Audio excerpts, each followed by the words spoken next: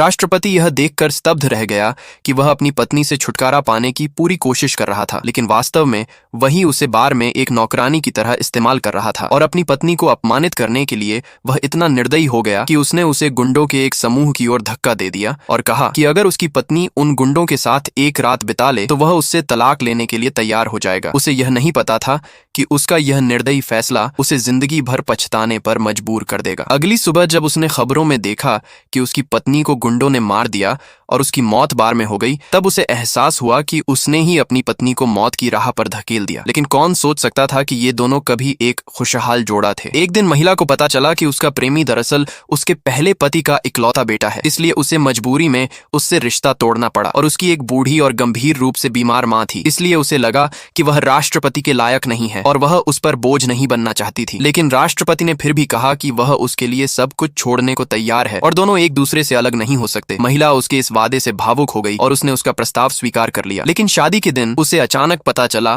कि उसकी माँ को स्ट्रोक आया है और इलाज के लिए 5,80,000 युआन की जरूरत है। अपनी माँ को बचाने के लिए उसे 30,000 की जगह 5,80,000 युआन की मांग करनी पड़ी। राष्ट्रपति ने ऊपर से तो हामी भर दी, लेकिन उसके मन में शक पैदा हो गया। शादी के दौरान राष्ट्रपति ने उससे प्यार का वादा किया, लेकिन अचानक महिला के एक वाक्य ने सब कुछ बदल दिया और उसके दिल को ठेस पहुंचाई। उसी पल से राष्ट्रपति की आंखों में उसके लिए कोई प्यार नहीं रहा। यहाँ तक कि शादी की रात भी उसने अपनी पत्नी से दूरी बना ली। महिला भोली थी, उसे लगा कि अगर वह अच्छा व्यवहार करेगी तो उनके बीच की दूरी खत्म हो जाएगी और वह पहले वाला प्यार वापस पा सकेगी। लेकिन हर बार जब वह कोशिश करती, उसे ठंडापन ही मिलता। उसने अपने रिश्ते को सुधारने की कोशिश की, लेकिन उसके पति ने इसे भी एक सौदे की तरह लिया और पूछा कि इसके बदले उसे कितना पैसा चाहिए। महिला ने कई बार समझाया कि उसकी माँ की हालत के कारण उसे पैसे की जरूरत पड़ी थी, लेकिन उसके पति ने उसकी हर बात को झूठ समझा और उसे चालाक और धोखेबाज कहा। राष्ट्रपति को यह नहीं पता था कि शादी के बाद महिला जब अस्पताल गई तो उसे पता चला कि उसकी माँ को कोई स्ट्रोक नहीं आया था। यह सब उसकी सास की रची हुई साजिश थी, जो यह परखना चाहती थी कि वह बहू बनने के लायक है या नहीं। और सास ने डॉक्टर को भी कह दिया था कि वह महिला को सच न बताए। महिला समझ गई कि अगर उसने यह बात अपने पति को बताई तो उसकी माँ की जान खतरे में पड़ सकती है, इसलिए उसने ये राज अपने दिल में दबा लिया और अपने पति का भरोसा जीतने की कोशिश करती रही।